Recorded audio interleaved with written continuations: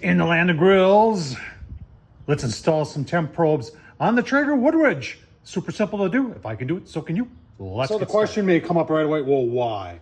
Well, why not? Right now, the temp probe for the grill is that guy right there, and it reads at the tip. That's the thermocouple right there. Gives information back to there.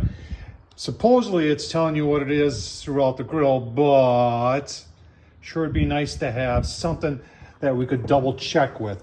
And instead of just putting one in the middle, I want to put two. I want to put one on the right next to the T and one right next to the R. Going to measure and make sure we got them centered perfectly, and then show you how to drill and install. So if you watch Tom Horsman YouTube, you know I like to use these Galifier temp probes for two reasons. Number one, they're affordable, and I'll leave the link down below where I got them on Amazon.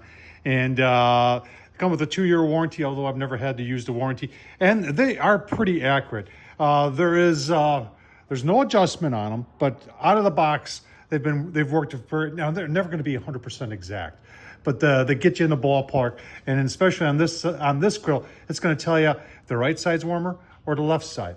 And it says, you just need to drill 3/8 inch hole. And away we go. Excuse my shoulder here. Layout is important. And I'm going to be going at 6 inches. I'm just using a tape measure.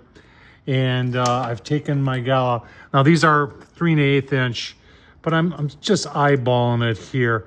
And I'm using the right-hand side of the tape to gauge my, because I want the R still to show, and I want these at the same height. So I'm using 6 inches. I've gauged it. And now I'm just going to take a center punch. And this, I know we're not building a piano here, stealth bomber or anything like that. We're just putting a temp probe in. And give another one. All right, perfect. That's where we'll drill our hole. Super simple. I can do it. All right, that should be it. See how it fits. Obviously, put the nut on, the washer on. Just like that. Put the other one on, we'll be good to go. All right, so that's what it looks like on the inside. And another reason I went like 6 inches is I wanted to avoid this there, and it worked just fine. Now, if you wanted to put a little paint on the inside of that hole, I think there'll be enough grease getting in there in the future that shouldn't be a problem. Let's put this one on. All right, there they are, both installed, looking good. Just take your time. Remember, 6 inches is what I used from the bottom lip of the grill, right down there. That's what I hooked it on, 6 inches up.